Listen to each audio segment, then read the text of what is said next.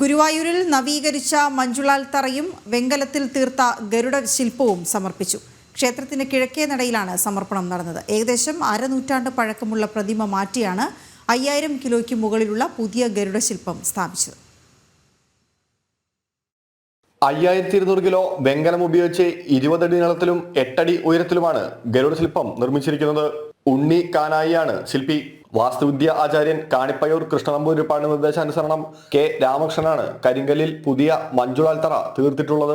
ഗുരുവായൂർ ക്ഷേത്ര നടയിലെ കിഴക്കേ നടയിലേക്ക് വേണ്ടിയാണ് മഞ്ജുളാൽ തറയിലേക്ക് ഈ പൂർണ്ണമായ ഗരുഡ ശില്പം വെങ്കലത്തിൽ ഒരുങ്ങുന്നത്. 3 വർഷം സമയമെടുത്താണ് ഈ ശില്പം ഒരുക്കിയിരിക്കുന്നത്.